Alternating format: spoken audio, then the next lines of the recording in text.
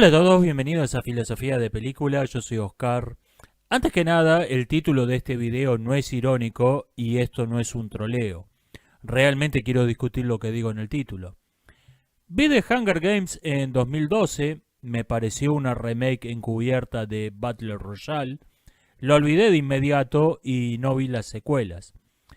Fue hace poco que un seguidor del canal, quien suele hacer comentarios muy interesantes, dijo que The Hunger Games está infravalorada. Me llamó la atención ese comentario, sobre todo por la persona de la que procedía. Así que volví a ver la película y después me vi las otras tres a continuación. Mi conclusión, estoy totalmente de acuerdo. The Hunger Games es una historia más interesante de lo que se suele creer y de lo que me parece que todos recordamos. Desde un punto de vista cinematográfico, la saga está bien y nada más. Buenas actuaciones, buena cinematografía, buen vestuario sobre todo. Los errores de continuidad y los cambios de tono inevitables en un proyecto de este calibre son mínimos. Se le ha cuestionado mucho que en una lucha de todos contra todos las alianzas serían mucho más tensas y efímeras de lo que aparece en el film, estoy de acuerdo con esto. Otros errores que no pude dejar de notar es que el gato de Prim, la hermanita de Katniss, tiene el don de la teletransportación, que a los idiotas que acampan junto al árbol donde está Katniss no se les ocurre prenderle fuego al árbol, o que las cámaras de vigilancia de la capital funcionan o no de acuerdo a las necesidades del guión.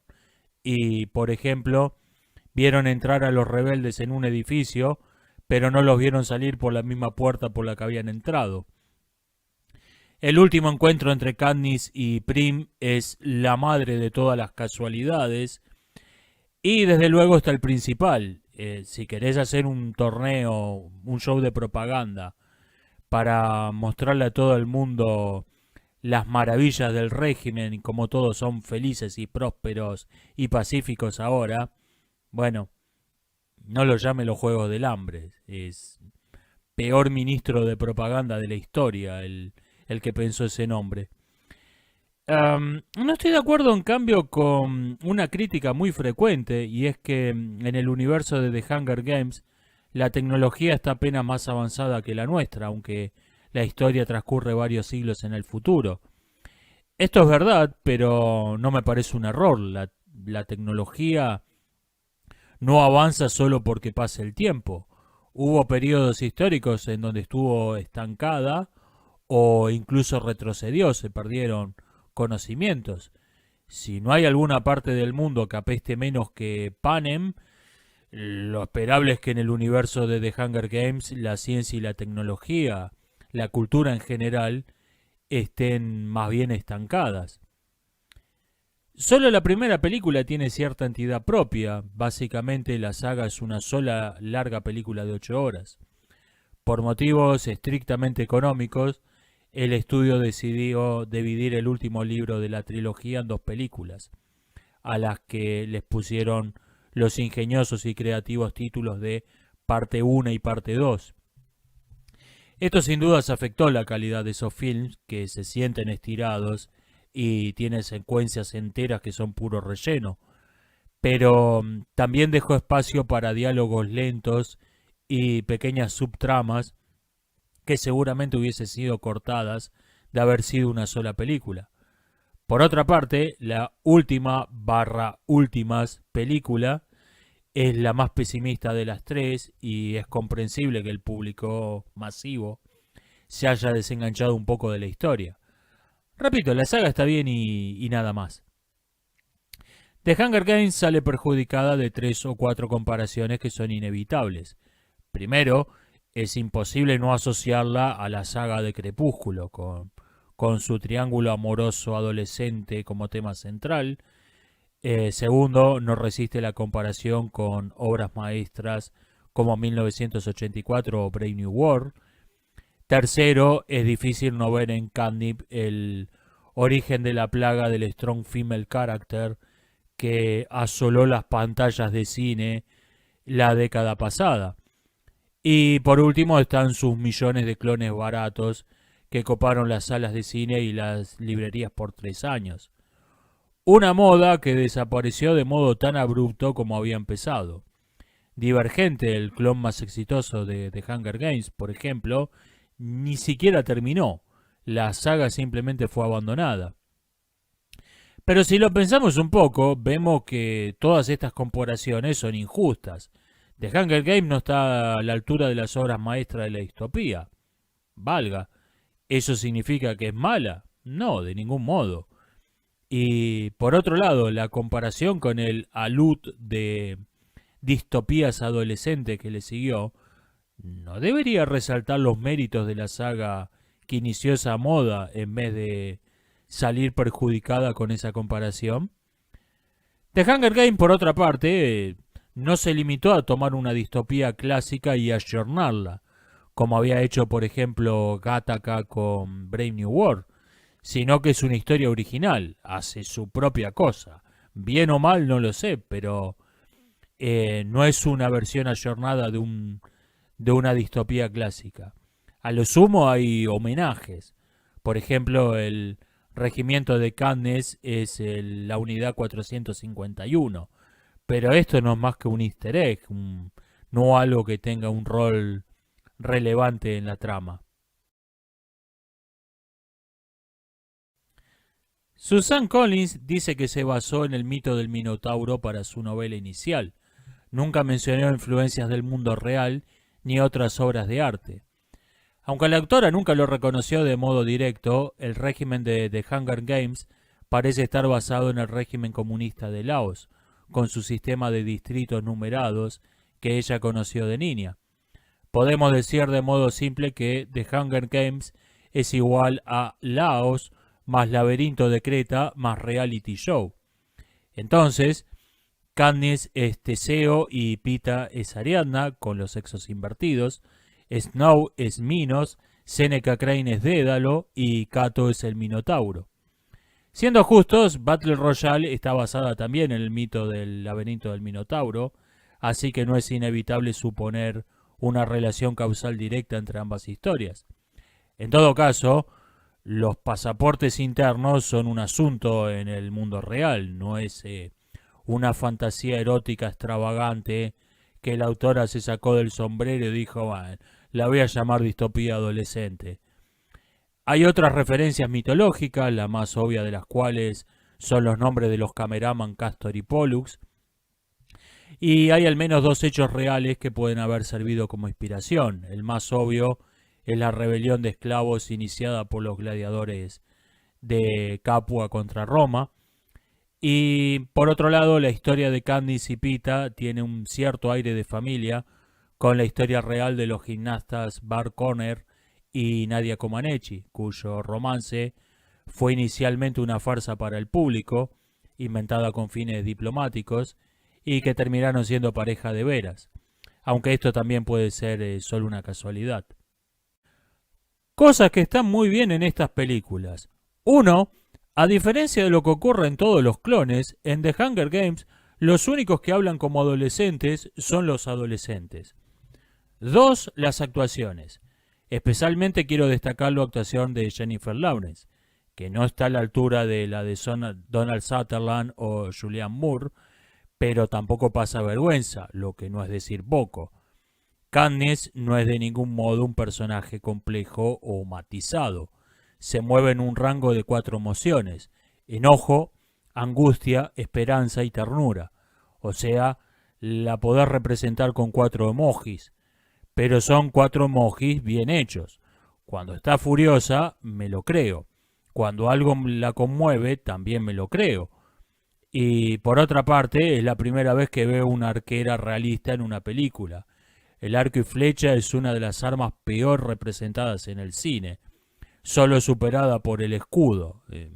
He visto duelos de películas donde tienen el escudo en la espalda. Es para el otro lado la pelea, me parece. Jennifer Lawrence, por otra parte, demostró más adelante que sabe actuar, mayormente. Otra actuación destacable es la de Woody Harrelson, que resistió la tentación de hacer de Tallahassee de Zombielandia de nuevo y desarrolló todo un personaje para esta película, eso está muy bien. 3.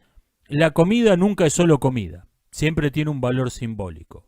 Perdí la cuenta de la cantidad de veces que se las menciona y todas las cosas distintas que simboliza. Otros símbolos importantes son el gato, las rosas blancas o el fuego, desde el fuego de utilería del desfile de carrozas a las bombas incendiarias del desenlace.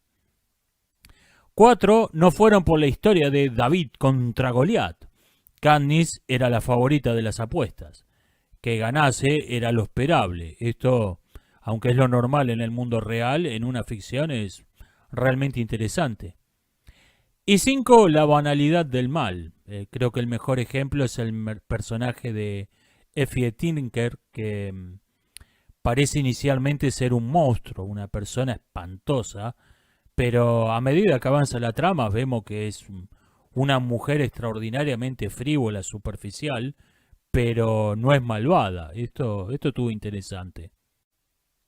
Catnip. A diferencia de todas las protagonistas de todos los clones de The Hunger Games, Katniss no es una Mary Sue con habilidades y conocimientos inexplicables, a la que todo el mundo ama, incluyendo sus enemigos, y a cuya gloria se sacrifica toda lógica, toda continuidad argumental y toda motivación racional de los otros personajes. Hay una escena al inicio de Catching Fire, donde está sentada en una roca en el bosque donde suele cazar, y vemos que hay un lago en el bosque. Esto parece un detalle totalmente decorativo, pero justifica que ella sabe nadar, algo que va a ser relevante para la trama más adelante. Esto fue algo muy inteligente. Katniss es solo una muchacha buena con el arco y flecha, y nada más. Si se quiere, demasiado buena.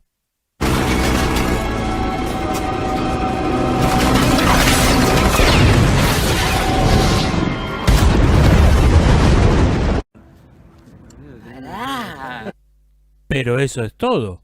En la primera película le salvan el culo o le perdonan la vida 3 veces y una cuarta en la segunda. Es verdad que sobrevive a situaciones insobrevivibles protegida por la armadura del guión, pero no sin pasar varios días en el hospital en cada caso. Sufre de estrés postraumático, su ingenuidad la vuelve fácilmente manipulable, porque tiende a creer que todo el mundo es tan noble como ella. La odian los personajes que tienen motivos razonables para odiarla, y su rol en la trama no es arreglar el mundo a los flechazos. Es un símbolo de la rebelión, más bien que no alguien en verdad relevante en ella. Como dice Snow, no es una líder ni una filósofa, es solo una muchacha con un pequeño talento para el arco y flecha. A diferencia de los personajes femeninos fuertes, inventados para que mocosas malcriadas pretendan que sus berrinches de mocosas malcriadas y mantenidas son actos de resistencia y de rebelión en contra de alguna clase de régimen opresivo, Katniss habla y actúa realmente como alguien que se crió en un régimen totalitario y sabe que las palabras y las acciones tienen consecuencias. Su visión de los hechos inicialmente no es muy distinta de la de Snow, y lo cierto es que Snow tenía un punto. En efecto, la guerra civil produjo horrores innumerables, como él había anticipado, y no llevó a ninguna parte, como él había anticipado. Un buen ejemplo es cuando se encuentran por primera vez Snow y Katniss, y tras intercambiar una serie de frases hipócritas de cortesía, él le propone: acordemos no mentirnos mutuamente. A lo que ella le responde: estoy de acuerdo, eso nos ahorrará tiempo. Eso es un diálogo verosímil en esa situación.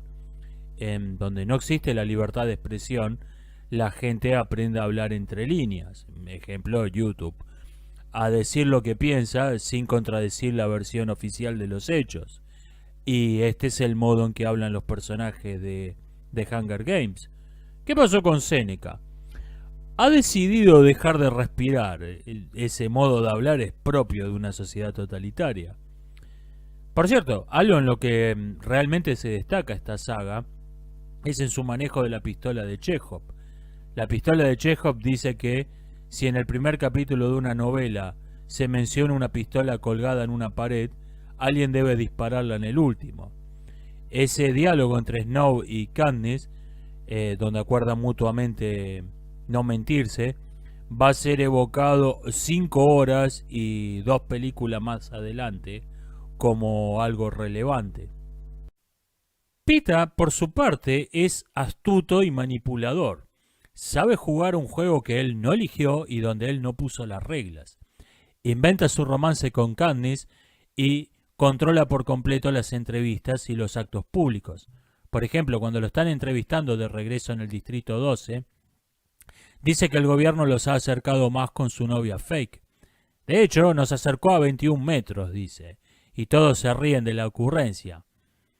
Entre líneas y bajo el aspecto de un elogio superficial al gobierno, le dio a entender a cualquiera que tenga 2 orejas y un cerebro en medio de ellas que ese lugar donde están es un pueblo de propaganda, que no es el verdadero Distrito 12, eso que están viendo. Eso es sutil. De hecho, creo que es demasiado sutil. Este es el problema con The Hunger Games. ¿Cuántos espectadores, fan de Crepúsculo, sentados en las butacas de cine comiendo pochoclo, habrán captado cuál era el verdadero sentido de ese diálogo? Otro elemento que parece haber sido demasiado sutil para el espectador promedio es que los juegos de los cuartos de siglo nunca existieron. Los terceros juegos de cuarto de siglo son en realidad la primera vez que se hacen, cosa que se le escapa al presentador de los juegos. La influencia de 1984 en este aspecto es obvia, pero si uno no leyó 1984, puede tomarlo simplemente como un agujero de guión, y así fue como lo tomó la mayoría de los espectadores. Los clones de The Hunger Games no muestran qué fue lo que realmente causó el éxito de esta saga, que es completamente independiente de sus méritos o incluso abiertamente contradictorio con estos. Triángulos amorosos, más jóvenes idealistas liderando una revolución en contra de un régimen malvado y opresivo, más strong female character. Y me asombró ver lo poco que hay de todo eso en la historia que originó la moda. El triángulo amoroso no ocupa el lugar desmesurado que tienen todos los clones y se resuelve de un modo más bien amargo cuando Gale se transforma finalmente en la nueva versión de los Peacekeepers, en un Stormtrooper que no hace otra cosa que obedecer órdenes sin cuestionar nada. El cinismo de la rebelión, por su parte, es un asunto central en la historia, nada más lejos que los rebeldes idealistas que luchan por la libertad, típicos del género, y se quiso ver en la trama una alegoría de la discriminación racial en una sociedad capitalista, cuando el régimen de The Hunger Games es inconfundiblemente una economía planificada de modo central, totalmente controlada desde la capital. Por último, pero no menos importante, se hizo de Katniss un ícono feminista, una manzona futurista con arco y flecha que lucha contra la opresión de un malvado hombre blanco heterosexual, cuando el asunto central de la trama es que el despotismo del régimen está en su estructura, por lo que cambiar a las personas no sirve para nada. Por no mencionar que el pretexto con el que Alma Coins intenta establecerse como tirana es lo que en la jerga de la izquierda se llama reparación histórica. Si Hollywood no hubiese insistido en meter un final feliz a los garrotazos, la saga podría haber terminado con ella diciendo «Bienvenido a los primeros juegos del hambre de la discriminación positiva». Katniss representa lo que el espectador medio de esos films fantasea. Es el alter ego de la audiencia femenina y el interés amoroso de la masculina. Pero el personaje que realmente representa a la audiencia de The Hunger Games es Celestia Snow, la nieta del tirano, quien hizo los símbolos de la rebelión y admira a Katniss, pero esto es solo una moda y una diversión, como lo son también estas películas. Esto lo expresa claramente uno de los personajes, Snake, después de que los 75 Juegos del Hambre se interrumpieran de modo abrupto con el inicio de la rebelión. Cuando los rebeldes están por tomar la capital y les dicen que el último bastión leal al régimen está rodeado por toda clase de trampas que tomaron de la arena de los juegos y las están usando como minas antipersonas, que ellos van a tener que abrirse campo por ese campo minado, Snake se acerca a Katniss y le susurra al oído: Damas y caballeros, bienvenidos a los 76º Juegos del Hambre. Aunque en el mundo de ficción esto ya no es un juego, en el mundo real la película sigue siendo un espectáculo, una diversión. Y parece ser más autoconsciente de esto que todas las innumerables películas que se han filmado acerca de la guerra de Espartaco. Los vencedores, como los gladiadores de Capua en el mundo real, son ex gladiadores que se convierten en cabecillas de una rebelión. Y este parecido no es casual. Cuando los rebeldes están por lanzar el ataque final a la capital, la general que los manda les dice en su arenga: si vamos a morir, que sea peleando por una causa y no por un espectáculo. Esto es una cita casi textual de Espartaco de Tracia. Snake en esa escena derriba la cuarta pared del modo que a mí más me gusta, de modo sutil. Odio esas escenas donde un personaje le habla a la cámara y se pone a hablarle directamente al espectador sentado en una butaca de cine. Esto era gracioso cuando lo hacía Alberto Olmedo hace más de 40 años. El mejor modo de derribar la cuarta pared es cuando los espectadores sabemos que el personaje A que le está hablando el personaje B es en realidad la película que nos está hablando a nosotros, y sin embargo lo que dice tiene sentido dentro de la ficción. Es algo que A bien podría haberle dicho a B. Lo voy a decir de nuevo, estas películas están muy bien escritas, no estoy de bromas. ¿Es The Hunger Games una distopía adolescente? Esto puede sonar como ¿es el agua húmeda? Pero tomemos una lista de 12 clichés de las distopías adolescentes y veamos cuántos tiene. 1. La protagonista tiene un número como nombre. Los participantes de The Hunger Games se llaman a veces a sí mismos por su número de distrito, pero nada más. 2. La protagonista es una chica ruda. Chica ruda se usa acá en el mismo sentido que Strong Female Character, personaje femenino fuerte, término que inicialmente se usó sin ironía, pero que hoy de modo casi invariable es una forma de llamar a ciertos personajes femeninos insufribles y mal escritos. El Strong Female Character es una mujer en un mundo de hombres. Es mejor que todos ellos en todo, cosa que el autor y que ella misma no se cansan de repetir, por si no lo hemos notado. Es egocéntrica, ingrata, indiferente al sufrimiento de los demás, cruel, a veces abiertamente criminal, y por alguna extraña razón se espera que a la audiencia le agrade y aplauda cada cosa que hace.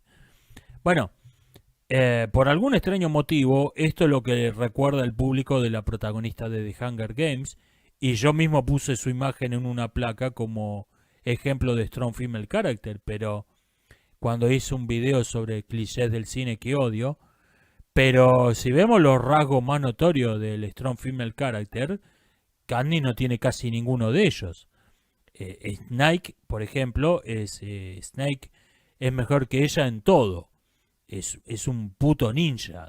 Debe ser mejor que ella hasta cepillándose los dientes. Y la reacción de Katniss a esto es la de cualquier persona normal a la que se la están tratando de comer los zombies.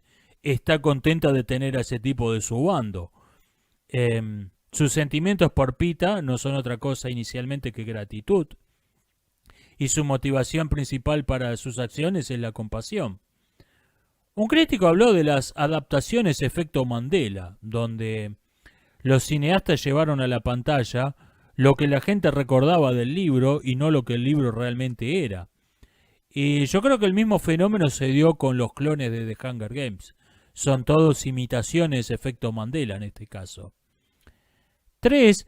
Hay un triángulo amoroso entre la chica ruda, un chico malo con alergia a las camisetas y un tipo agradable, nice guy, otra expresión que hoy se usa únicamente de modo irónico.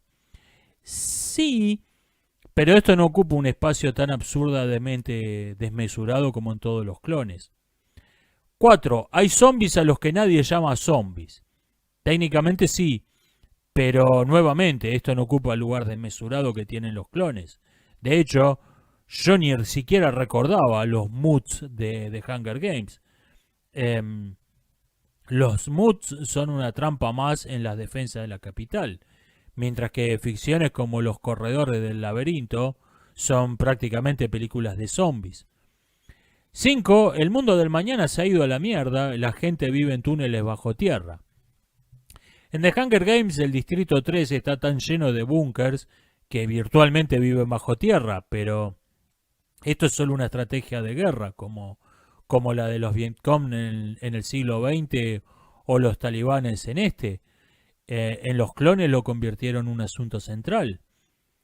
6. Hay una única ciudad importante que es Denver, pero a la que nadie llama Denver. Sí, pero esto es un cliché únicamente porque están de Hunger Games. 7. Hay un régimen de castas especializadas. Sí, pero esto no implica una política de eugenesia, como por ejemplo en Divergente, sino que la división de los distritos es un recurso meramente administrativo. 8. Hay una falsa historia sobre la afuera que la heroína descubre en algún punto. Nuevamente sí, pero esto no tiene la importancia que tienen los clones. Katniss creía, como todos los habitantes de Panem, que el Distrito 13 ya no existía. Cuando lo descubre, su reacción es... Ah, bueno. No se trata de un giro de guión estilo Soylent Green o Sexto Sentido. Es una mentira más en un régimen de mentiras. 9. Alguien es desterrado de la ciudad y debe emprender una especie de peregrinaje en donde descubre la verdad sobre la afuera. Al menos en las películas, no. 10. Hay una especie de torneo de gladiadores, sí. 11. Hay flashback al mundo del pasado, o sea, el nuestro, y todo lo que a nosotros nos resulta familiar, para ellos es extraño y exótico. Al menos en las películas, no. Y 12. Hay una rebelión en contra del régimen. Técnicamente sí, pero también en Julio César hay una rebelión en contra de un tirano. Y eso no quiere decir que Julio César sea una distopía adolescente. Cuando se habla del cliché de la rebelión, se refiere a un tipo particular de rebeliones, propia de la distopía adolescente y de otras ficciones cutres. Keeping the rebels free of any messy world building, this helps me sidestep things that might make the rebels look like bad guys. Things like having an extremist ideology, a fundamentalist religion, being built entirely around a cult of personality, being an actual cult, just straight up being terrorists, being led by an authoritarian strongman, being led by a delusional charismatic authoritarian strongman, or all of these at once for an extra spicy rebellion. And while we are on the subject, a writer should probably also avoid the whole reign of terror thing that revolutions sometimes have. Bueno, la rebelión de The Hunger Games tiene casi el cartón lleno. Creo que la única figurita que le falta es el fundamentalismo religioso. Resumiendo, ¿The Hunger Games es una distopía adolescente? Hasta cierto punto sí. Reúne varias características, pero para ser la ficción que creó el género, es asombroso lo poco que encaja en él. Creo que hay dos razones por las que esta historia está infravalorada. Una, las malas compañías. Si una película es, digamos, una comedia acerca de pedos, pero por alguna extraña razón uno la asocia al Ciudadano Kane, 2001 Odisea en el espacio y El Padrino, va a empezar a verla como si fuese una gran película y no como lo que es, una comedia acerca de pedos. Viceversa, si al oír el título de una película pensamos en Crepúsculo, 50 sombras de Grey, de Oz o La Quinta Ola, mentalmente vamos a tender a tirarla al pozo más profundo que encontremos. Pero esto es una injusticia. Una película es lo que es. No tiene que ser medida en referencia a ninguna otra cosa. La otra es el concepto de distopía adolescente, que me parece que pierde por completo cuál es el punto de esta historia. Pero, si bien es verdad que The Hunger Games creó involuntariamente ese género abominable, lo cierto es que la propia The Hunger Games no forma parte del mismo. Si yo tuviese que definirla, la clasificaría como una rebelión distópica. La sociedad distópica no está descrita con el rigor que, por ejemplo, en 1984 o Fahrenheit 451, simplemente porque no es el tema principal. Hay una sociedad que apesta. ¿Por qué apesta? ¿Cómo apesta exactamente? No tiene mucha importancia. El foco de la trama está en la rebelión en contra de esa sociedad que apesta. Y esta rebelión está descrita de modo mucho más cuidado, menos ingenuo, que, digamos, en Fahrenheit 451, en donde la sociedad es distópica, pero los rebeldes están idealizados. The Hunger Games no describe una rebelión idealista en contra de una distopía, sino una rebelión distópica. O sea, la verdadera distopía es la rebelión. Y la película se saca un final feliz del sombrero para complacer al público masivo, pero el verdadero desenlace, el lógico, el coherente de la trama, hubiese sido que Alma Coin se convirtiese en la nueva presidente de Panem e iniciara una nueva serie de Juegos del Hambre, y toda la gente que murió en la guerra civil no hizo más que sacrificarse para cambiar a un tirano por otra. The Hunger Games no es una historia tonta, superficial ni ingenua. Creo que conviene volver a darle un vistazo, prestándole quizá más atención de la que le prestamos todos cuando la vimos por primera vez. Nos estamos viendo. Hasta la próxima. Preparando este video me encontré con un book tag que fue viral en 2014-2015 sobre la trilogía de Hunger Games. Son 10 preguntas, voy a responder 5 las que me parecieron más interesantes. ¿Cuál es tu libro favorito de la trilogía? No he leído los libros, voy a responder sobre las preguntas y creo que Mockingjay Sin Sajo es el más interesante y es el que le da sentido a los dos anteriores. Es el más complejo, el más realista, el más pesimista también, dos cosas que suelen ir juntas, dado que la realidad es pésima. Y sin duda, Sin Sajo. ¿Cuál es tu personaje favorito de la saga? En general, los personajes secundarios. Creo que mientras que el trío principal es bastante insípido, bastante chato, los personajes secundarios están muy bien logrados. Especialmente los dos villanos principales. Ninguno es un señor oscuro con una capucha negra y risa malvada que dice: voy a dominar el mundo y nadie me detendrá. No. Coriolanus Snow es un tipo que cree, como Thomas Hobbes, que el orden social es algo extraordinariamente frágil, que está siempre pendiente de un hilo y ningún sacrificio es excesivo para conservarlo. Mientras que Alma Coin se convierte en tirana, liderando una revolución en contra del tirano anterior y engañando a la gente con un discurso hipócrita de vamos a establecer un nuevo Panem más libre, más democrático, etcétera, etcétera. O sea, son la clase de hijos de puta que nos encontramos en el mundo real, no son personajes fantasiosos. ¿Y cuál es el personaje que menos te gusta? Joanna. Sin dudas. En este caso no elijo personaje genérico, sino un personaje en particular.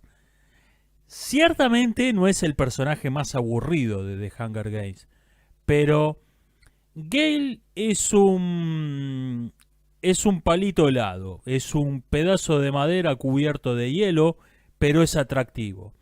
Está ahí para explotar las fantasías de las lectoras adolescentes y ganar unos dólares con ello. Y me parece muy bien. Pero el problema con Joanna es el modo en que está presentada. No tanto el personaje en sí mismo, sino que la película parece esperar que nos caiga simpática, que nos agrade. Es una persona horrible. Es envidiosa, egoísta, cruel. No tiene una sola cualidad que la redima. Y sin embargo, parece estar escrito el guión como para que sea un personaje que amemos el público. Porque es una persona que sufrió mucho, que tuvo una vida difícil, que fue abusada. Sí, como todos los peores hijos de puta en el planeta. Sigue sin caerme bien. 4. ¿Cuánto crees que durarías en la arena? sin duda se aplicaría la estrategia de salir corriendo en la dirección contraria. Así que si nadie se lanza en mi persecución, duraría lo que tardaría en encontrarme con la primera trampa. Y cinco, ¿en qué distrito te gustaría vivir? En ninguno. O sea, cual más, cual menos parecen apestar todos por igual. Si yo estuviera en ese universo, trataría de emigrar, y si el resto del mundo apesta por igual, nada. En cualquier parte me da lo mismo. Apestan todos por igual, repito. Y bueno, esto ha sido todo por hoy. Nos estamos viendo. Hasta la próxima. Attention. There is a slight rule change regarding our previous rule change. The previous rule change has been revoked. There can only be one, so you must kill one another. What? You can't do that! Yeah, it's too late. We already won. You can't change the rules after the game is over. Stupid. Yes, we can. You'll just have to kill each other. Now, fight to the death. You fight to the death! It doesn't work like that. Now, less talking and more killing each other. What if we refuse to kill each other? Yeah, what do you think about that? Just fight to the death, please. We would rather commit suicide than kill each other. And you wouldn't let us do that. You must have a victor, right? That's right. We'll pull a Romeo and Juliet because we're in love. Yes. Because we are so in love. And we're gonna eat these berries if you don't let us both win. Yeah. Here we go. Go ahead. We will. Do it then. We're gonna. We're waiting. 1, 2, 3. Okay, you got me. I don't really love him. What? He's a nice guy and all, but I'm not gonna commit suicide over it. I mean, have you seen Gail? Hottie!